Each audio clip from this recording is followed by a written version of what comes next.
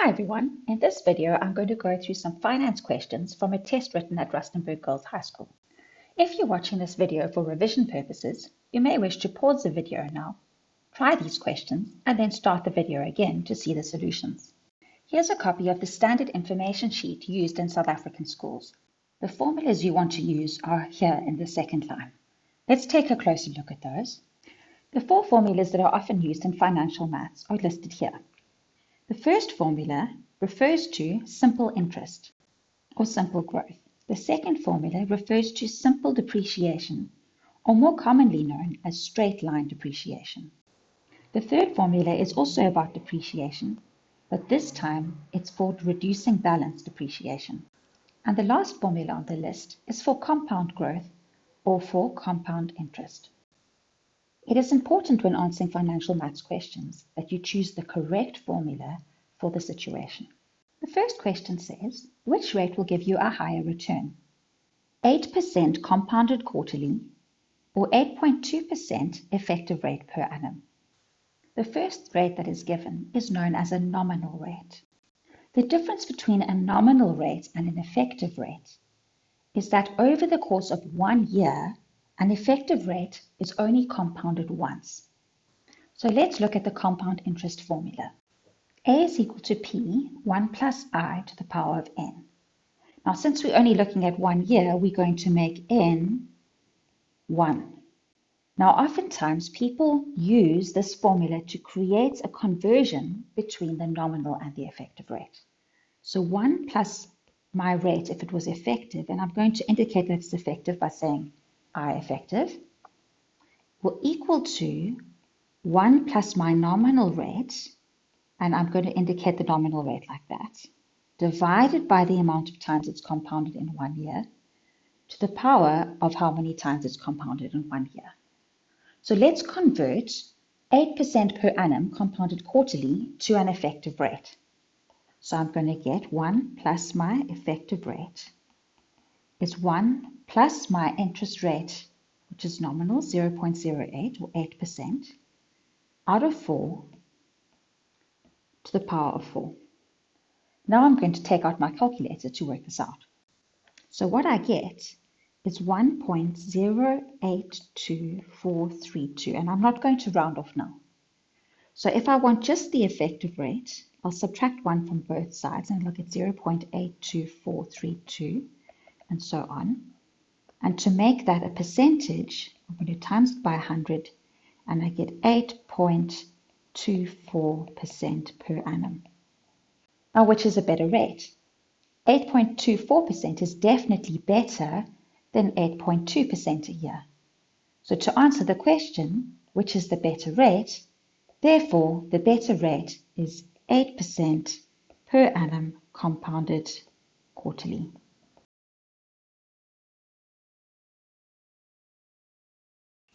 There is another way to tackle this question if you don't want to deal with learning another formula. So what I'll do is I'll start off with a nominal rate. I'm going to use my compound interest formula. For 1 year, I'll get 1 plus 8%. Let's write it like this time. Over 4, because I'm compounding quarterly, to the power of 4. And remember, it's just for 1 year. And so what that will give me is P times by 1,082,432 and so on. Then if I look at the 8.2% effective rate, that will give me A as P equals to P1 plus I, which is now 8.2% out of 1 to the power of 1. And what that will give me is P times by 1.082 and 000 afterwards. Now I can compare my two rates. Which is the better rate? I land up with exactly the same answer. 8% per annum compounded quarterly is the better rate. On to the next question. It says, Juliet bought a new car for 150,000 Rand 4 years ago. The book value of her car is now 85,000 Rand. What is the annual depreciation rate if her car depreciated on a reducing balance method? So since it tells me that we're using reducing balance, let's write down the reducing balance formula. Let's see what I know in this formula. I have A, P, I, and N. Now A will be the lesser value because when I depreciate, the value becomes less. So 85,000 is my accumulated amount. That means my initial amount or my principal will be 150,000. I want to work out the interest rate, so I don't know that. But I know that we're dealing with 4 years ago. So let's substitute the values into our formula. So the first process I need to undo in order to solve the equation for I will be to divide both sides by 150,000 Rand. So if I simplify the fraction on the left of my equation on my calculator, I get 17 out of 30 is 1 minus I to the power of 4. And the way that I'm going to remove that power of 4 is by finding the fourth root of both sides. So when I use my calculator for this step, I get 0.86762 is equal to 1 minus I. Next step will be to subtract 1 from both sides. So when I subtract 1, I get negative 0.13237 and so on. And so if I multiply both sides by if I multiply both sides by negative 1, I get I as 0.13237. And to convert that to a percentage, I times by 100 and I get 13.24%. Remember when you do questions like this that you don't want to round off along the way. Rather, round off only at the end so that your answer is accurate. Let's get to the last question. It says, Zipo places 50,000 Rand in an investment account that earns interest at 8.2% per annum compounded monthly. 2 years later, she withdraws 35,000 Rand. A year after that, she withdraws a further 6,000 Rand. How much is left in her account 7 years after she placed the initial value in the account? I'm going to draw a timeline to help me understand what's going on. So my timeline starts at T0, and we're looking at 7 years, so we'll go up to 7 years. At the beginning, she's placing 50,000 Rand in the account. Next, they tell me that she earns 8.2% per annum compounded monthly, and this doesn't change. So for the entire time, we're dealing with 8.2% per annum. And since we're compounding monthly, let's say divided by 12. And let's remove the per annum part so I don't get mixed up. Next bits, so we've covered the 50,000 and the 8.2% compounded monthly. 2 years later, so we're now dealing at T2, she subtracts 35,000 Rand. A year after that, so we're now looking at the third year, because if that's a year after, it must be the third year, she withdraws a further 6,000 Rand. How much is left in her account 7 years after? Now I'm going to do this question in 2 ways. The first way, I'm going to work slowly through each time period.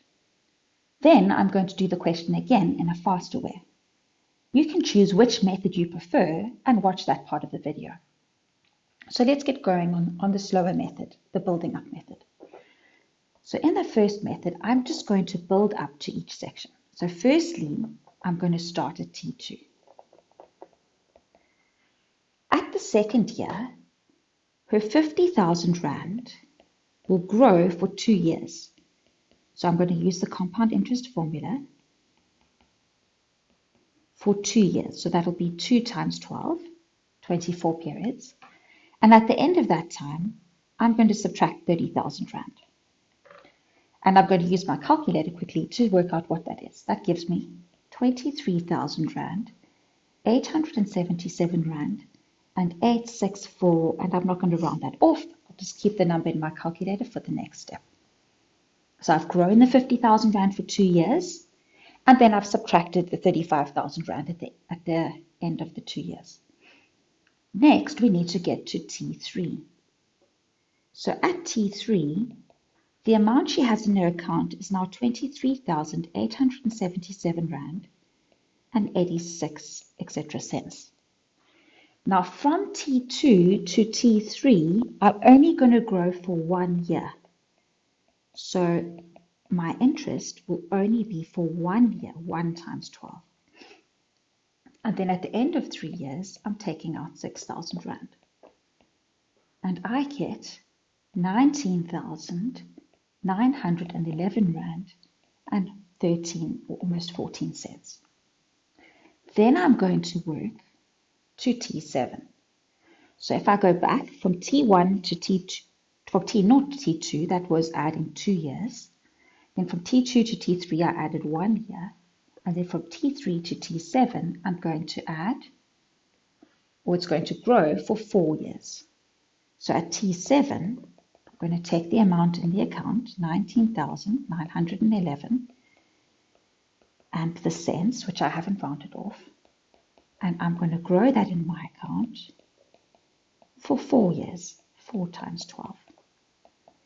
And I get 27,609 and 61 cents. If you don't feel comfortable in working in the next method I'm going to show you, this method is fine. You just build up each time period and work each one out. Let's look at the next method.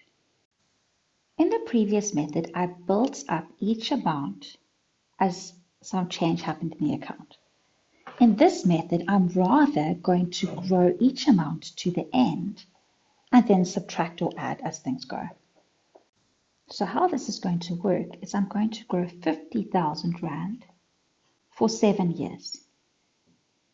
Then I'll grow the 35,000 Rand for 7 minus 2 for 5 years. And the 6,000 Rand I'm going to grow for 4 years. Now remember, each year we have compounding 12 times a year. So it'll be 7 times 12, 5 times 12, and 4 times 12. So I'm going to set everything out in one step. 50,000 grows, so my interest rate is 8.2%, compounded monthly, so 12 times by 7 years. Then I'm going to subtract the value of the 35,000 Rand and its growth. So 1 plus 8.2% out of 12 to the power of 12 times 5. And I'll subtract the 6,000 Rand as if it was growing for 4 years. 8.2% out of 12, and that will be 12 times 4. I put the whole thing into my calculator and I get 27,000 Rand, 609 Rand and 61 cents. Exactly the same as the previous method. And there you go. That's the end of the finance questions from this test. They don't cover all the kinds of finance questions that you can get. So I suggest if you're studying for a finance test that you try a few others. But for now, that's what I've got for you.